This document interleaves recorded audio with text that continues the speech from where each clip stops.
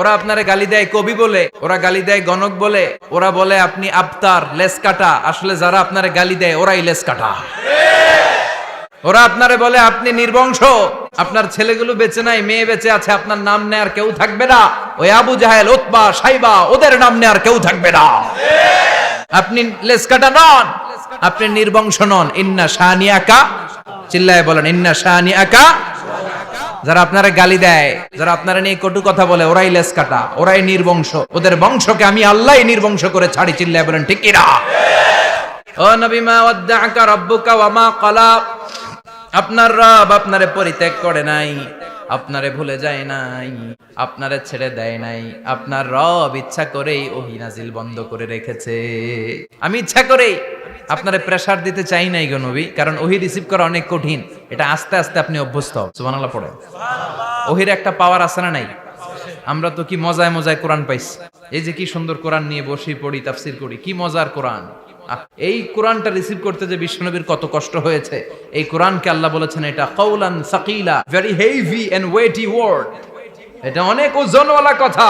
ইন্না সানুলকি আলাইকা কাউলান, এটার অনেক ওজন। এই কোরআনটা যদি পাহাড়ের উপরে নাজিল করা হতো, পাহাড়গুলো দুমড়ে মুচড়ে ভেঙে টুকরো টুকরো হয়ে খান খান হয়ে যেত।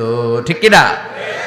এত কঠিন বানিয়ে এটা। ও নবী, আমি আলোর সাথে ওহীর মিল ঘটিয়েছি, আলো দিয়ে ওহীকে বুঝিয়েছি। সূর্যের যেমনি কিরণ আছে, তেজ আছে, এই ওহীরও একটা তেজ আছে। এই তেজ, এই কিরণ আপনি সব সময় সহ্য করতে পারবেন না। এজন্য আমি ইচ্ছা করে কিছুদিন ওহী নাজিল করা বন্ধ করে রেখেছি। সুবহানাল্লাহ পড়েন। ইচ্ছে করে আমি নাজিল করি নাই। সব সময় নাজিল হলে আপনার ভালো লাগতো না। বুখারীর বর্ণনা, মা আয়েশা বলতেন শীতের রাতে, কনকনে মাঘ মাসের শীতের রাতে যখন বিশ্বনবীর উপর কোরআনের আয়াত নাজিল হতো, বিশ্বনবী ঘেমে ঘেমে একাকার হয়ে যেতেন।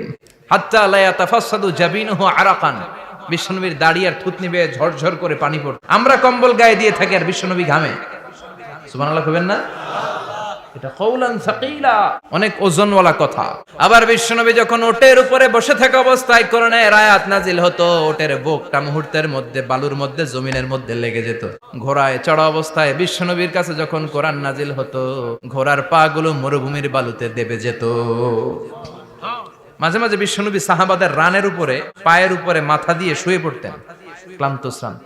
যায়েদ বিন হারেসা, বিশ্বনবীর পালক পুত্র, তার পায়ের উপরে মাথা রেখে বিশ্বনবী একবার কথা বলতে বলতে ঘুমিয়ে পড়লেন।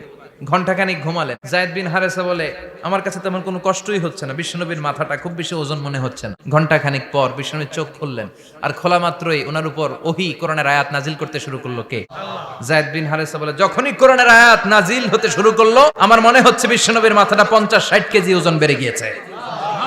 বিশ্বনবীর মাথার ওজনে আমার পায়ের রান ফেটে যাবে, আমার পায়ের হাড্ডি ফেটে যাবে, আমার পাটা ভেঙে খান খান হয়ে যাবে মনে হচ্ছিল। তার মানে কোরআনের আয়াত যখন নাজিল হয়, বিশ্বনবীর উপর একটা প্রেসার আছে না নাই? এজন্য আল্লাহ বললেন, নবী আমি আপনার ভুলে যাই নাই। কাফেররা যেমনি আপনারে গালি দেয় যে আমি আপনারে ভুলে গিয়েছি, আপনার উপর আমি অসন্তুষ্ট, নেভার, অসম্ভব। আমি আপনার উপর কখনো অসন্তুষ্ট নই, বরং আমি ইচ্ছা করি আপনার উপর থেকে প্রেসার কমিয়ে দেওয়ার জন্য কয়েকদিন ইচ্ছা করে আপনারে ছুটিতে রাখছি। সুবহানাল্লাহ পড়েন, যাতে করে আবার এনার্জি গায়ে নেওয়ার পরে নতুন করে কোরআনের আয়াত রিসিভ করার জন্য আপনি সক্ষম হন। চিল্লায় পড়তে হবে আল্লাহু আকবার। এজন্য আল্লাহ বললেন, ওয়াদ-দুহা ওয়াল-লাইলি ইযা সাজা মা ওয়াদ্দা'আকা রাব্বুকা ওয়া মা ক্বালা ওয়ালাল আখিরাতু খায়রুল লাকা মিনাল উলা। এরপর আল্লাহ বললেন, নবী ওয়ালাল আখিরাতু খায়রুল লাকা মিনাল উলা, and verily indeed the hereafter is far better for you than this dunya. এই দুনিয়ার চেয়ে আপনার জন্য আখিরাতটা অনেক দামি। খায়রুল লাকা মিনাল উলা, এই দুনিয়ার চেয়ে আখিরাতটা অনেক শ্রেষ্ঠ। এতে আল্লাহ বললেন দুনিয়ার চেয়ে আখিরাত শ্রেষ্ঠ, আর এক আয়াতে আল্লাহ বললেন দুনিয়ার চেয়ে আখিরাত হলো স্থায়ী। ঠিক কি না? বাল তু'থিরুনাল হায়াতাদ দুনিয়া ওয়াল আখিরাতু খায়রুন ওয়া আবাকা।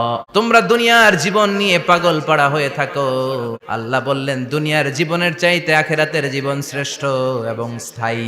ঠিক কি না? কার কথা? দুনিয়া স্থায়ী না আখিরাত স্থায়ী? দুনিয়া শ্রেষ্ঠ না আখিরাত শ্রেষ্ঠ? কিন্তু আমরা কোনটার পিছনে দৌড়াই? খালি দুনিয়া দুনিয়া।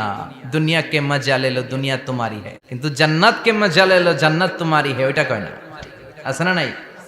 দুনিয়ার পেছনে পাগল হয়ে আমরা পড়ে থাকি। এই দুনিয়ার জীবনটা একটা মায়াজাল, এটা একটা মরিচিকা। এই মরিচিকা, এই ধোঁকা, এই লালসা আর এই মায়াজালের পেছনে আমরা ছুটছি। ছুটতে ছুটতে হুট করে একবার কবরের ভিতরে ঢুকতে হবে। কথা বলেন, তখন আমাদের টনক নড়। এজন্য দুনিয়া মুমিনদের জন্য শ্রেষ্ঠ আর স্থায়ী জায়গা নয়। মুমিনের আসল জায়গা হচ্ছে আখিরাত। মুমিনের শান্তি আর কল্যাণের জায়গা হচ্ছে আখিরাত। জান্নাত হচ্ছে মুমিনের শেষ ঠিকানা। চিৎকার করে বলেন ঠিক কিনা? সেটাই বিশ্বনবীরে বললেন, নবী কাফির মুশরিকদের কথা আপনি কান দিবেন না, ওদের কথায় হতাশ হবেন না, নিরাশ হবেন না, হাল ছাড়বেন না, ভরসা রাখবেন কার উপর? কারণ ওয়ালাল আখিরাতু খায়রুল লাকা মিনাল উলা। এই দুনিয়ার জীবন ক্ষণস্থায়ী জীবন, চিরকালীন জীবন হলো আখিরাত।